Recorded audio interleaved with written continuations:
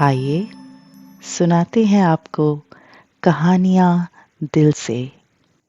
दोस्तों हाजिर हूँ मैं आज एक और नई कहानी के साथ। अगर आपको मेरी अब तक की कहानियाँ पसंद आई हों तो हमारे चैनल को सब्सक्राइब ज़रूर करें। कहानियाँ दिल से। बनारस की तंग गलियों के बीचों बीच एक छोटा सा बाग था। इस बाग की देखभाल एक बुजुर्ग माली करता था जिसका नाम था बासु। बासु ने अपनी पूरी जिंदगी माली का काम करते हुए बिताई थी। उसने कई खूबसूरत बाग अपने हाथों से सजाए थे और अब अपनी उम्र के ढलते पड़ाव में अपने घर बनारस लौट आया था। कुछ साल पहले बासु की बीवी का देहांत हो गया था। उसके बाद वो इसी बाग के कोने में एक छोटे से कमरे में रहने लगा था। सारा दिन वो बाग की देखभाल में बिताता और रात को उसी कमरे में सो जाता।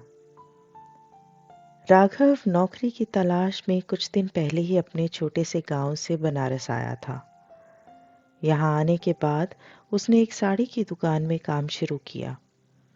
उसने सोचा था कि कुछ वक्त काम सीखेगा और पैसे जमा करेगा और अगर भगवान ने चाहा तो एक दिन वो खुद की दुकान बनाएगा। इसी आशा में वो बहुत मेहनत और लगन से सारा काम किया करता।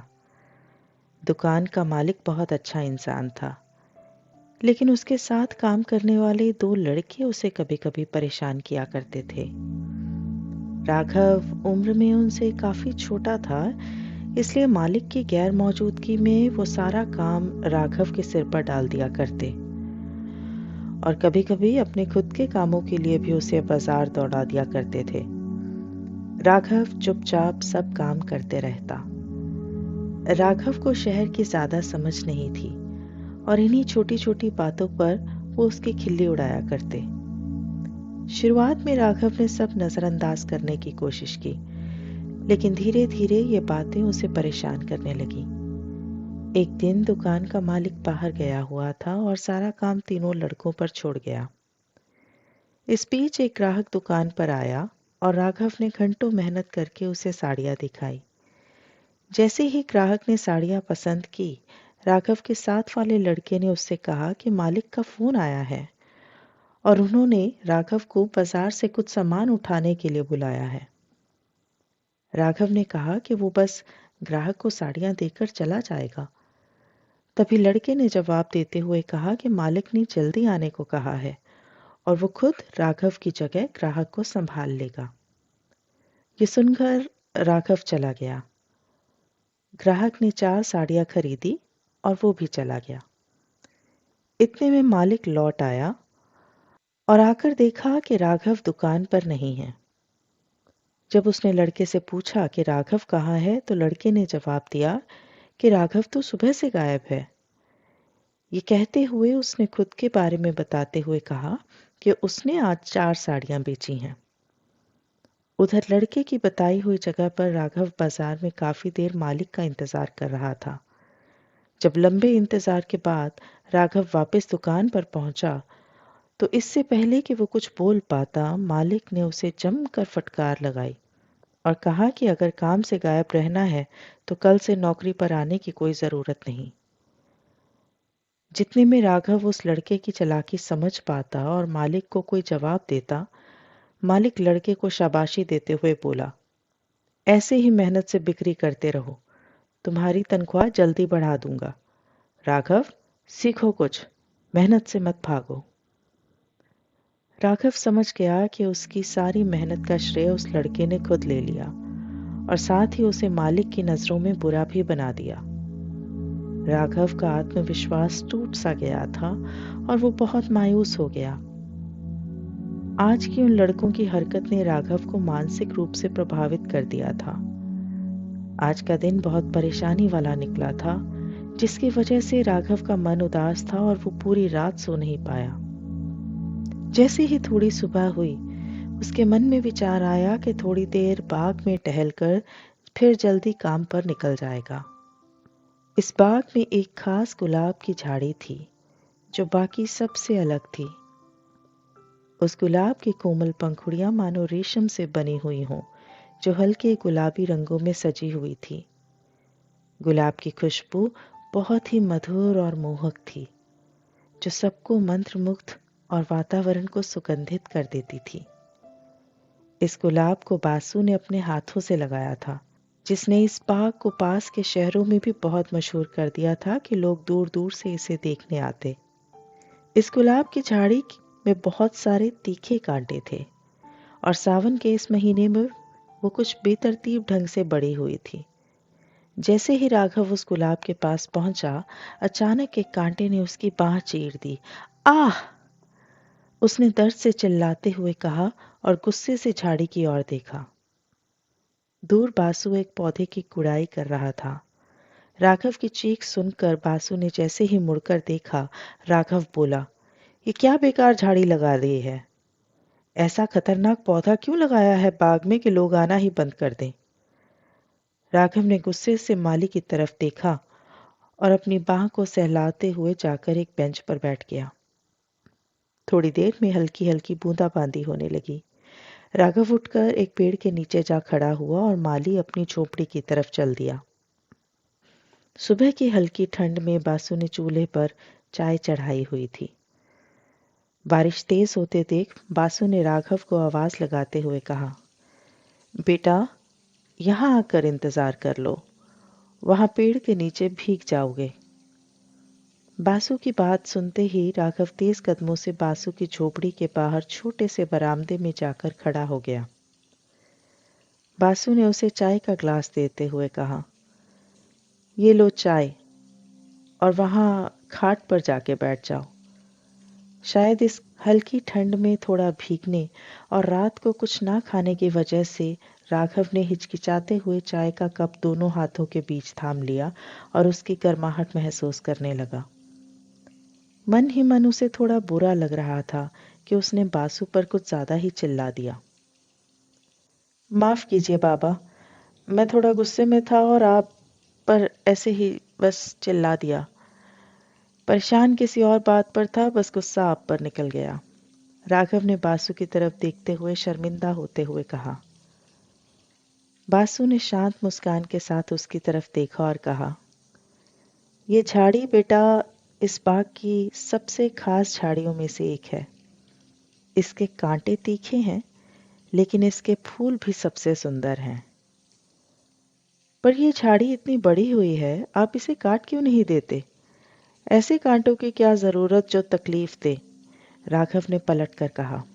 वैसे ही जिंदगी में इतने कांटों जैसे लोग हैं जो सिर्फ जहर घोलते हैं, और अब थोड़ा मन शांत करने के लिए अगर कोई बाग में आए और वहां भी कांटों का ही सामना करना पड़े तो इंसान कहाँ जाएगा?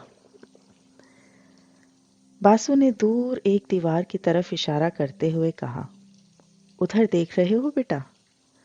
राघव ने उस तरफ देखा और कहा, हाँ, वहां कोई झाड़ी है। बासु ने कहा, वो भी गुलाब की एक किस्म है।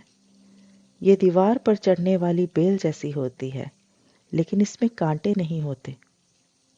राघव ने चाय की चुस्की लेते हुए कहा, बाबा मजाक अच्छा कर लेते हो, इसमें गुलाब कहाँ है? वही तो, बासु ने जवाब देते हुए कहा। जैसे ही कोई नया गुलाब निकलता है, कोई ना कोई उसे आकर तोड़ ले जाता है। इसमें बहुत गुलाब होते हैं, लेकिन लोग बेझिझक इसके फूल तोड़ते रहते हैं। राघव ध्यान से सुन रहा था। अब ना तो यहाँ कोई गुलाब बचा है और ना ही खुशबू। बिना कांटों के गुलाब खत्म हो जाते हैं। कांटे गुलाब को सुरक्षित रखते हैं। कभी कभी जिन चीज़ों को हम नुकसानदायक समझते हैं, उनका भी कोई उद्देश्य होता है। वो हमें इस दुनिया में सही तरीके से चलना सिखाते हैं, बासु ने समझाते हुए कहा।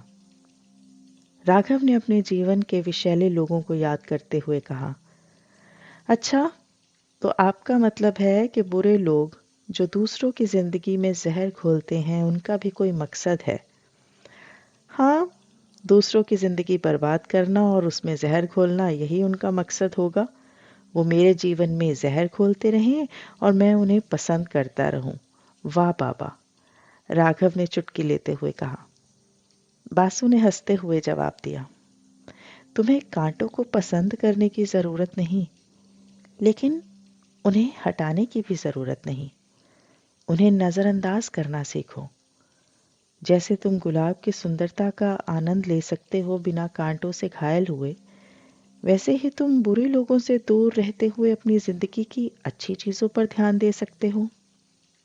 इतना आसान नहीं होता नजरअंदाज करना, और वो भी तब जब वो लोग रोज आपकी जिंदगी में शामिल हों और आपको उनके साथ ही रहना हो या काम करना हो तो क्या करोगे? कई लोग हमेशा आपको नुकसान पहुंचाने की कोशिश में लगे रहते हैं बाबा। तब शांति और सुरक्षा के लिए सीमाएं कैसे बनाई जाएं? राघव ने बड़ी गंभीरता से पूछा। बासु ने गहरी सांस भरते हुए कहा, अगर सिर्फ नजरअंदाज करना काफी नहीं हो तो तुम्हें अपनी सीमाएं उन्हें स्पष्ट रूप से बतानी होंगी। जैसे अगर कोई बार बार झाड़ी में हाथ डालकर खुद को चोट पहुंचाए तो वो गलती कांटों की तो नहीं होती ना। ठीक उसी तरह तुम्हें यह तय करना होगा कि कब और कैसे तुम्हें अपनी सुरक्षा करनी है। अगर कोई बार बार तुम्हारी सीमाओं को तोड़ने की कोशिश कर रहा है तो तुम्हें सावधान रहना होगा और उनसे बात करके सीमाएं स्पष्ट करनी होगी। बहुत बार संवाद करने से बात सुलझ जाती है। उनसे बात स्पष्ट करो कि उनकी कौन सी बातें तुम्हें स्वीकार नहीं हैं। राघव ने पलटकर कहा, और अगर वो फिर भी अपनी हरकतों से बाज ना आए तो?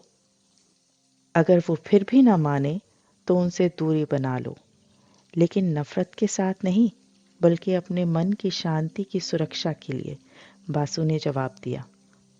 पर बाबा, हर बार दूरी बनाना मुमकिन नहीं होता, राघव ने बहुत मायूसी से कहा।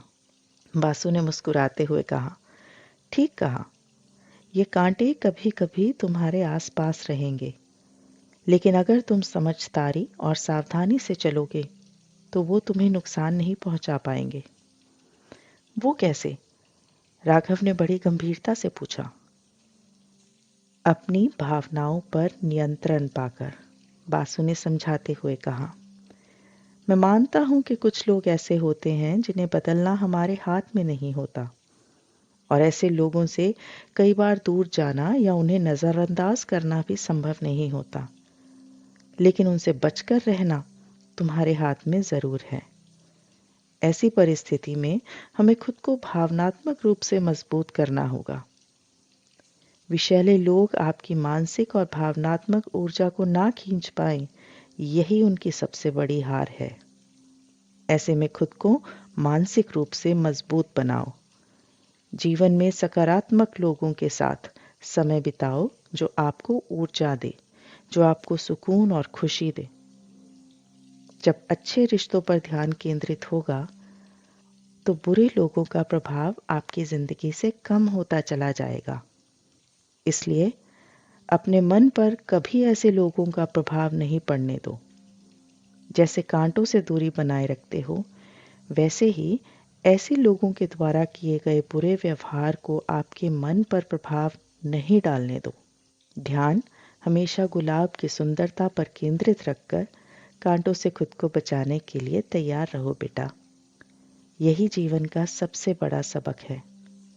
बासु ने मुस्कुराते हुए कहा, संयम और समझदारी से तुम खुद को सुरक्षित कर सकते हो और जिंदगी की खूबसूरती का आनंद ले सकते हो। राघव को बाबा की बातें सुनकर बहुत सुकून मिला। बारिश अब थोड़ी थम गई थी। राघव ने कहा, शुक्रिया बाबा, शायद आप नहीं जानते कि आपने मेरा मन कितना हल्का कर दिया। मैं पूरी कोशिश करूंगा कि आपकी दी हुई सीख को अपने जीवन में लागू कर सकूं। आते रहूंगा आपकी मेहनत से लगाए गुलाब की खुशबू लेने और आपसे मिलने। चलता हूं बाबा। दोस्तों, हमें भी ज़रूर उन लोगों को अपनी ज़िंदगी से दूर रखना शुरू करना चाहिए जो सीमाओं का सम्मान नहीं करते।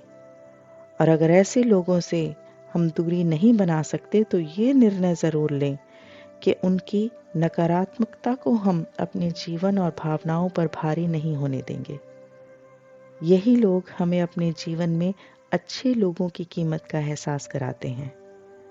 जैसे कांटों से बचकर गुलाब की खूबसूरती और खुशबू का आनंद लिया जा सकता है, वैसे ही विषैले लोगों के बीच चलते हुए अपनी सकारात्मकता और मन की शांति को बचाए रखने की कोशिश ज़रूर की जा सकती है।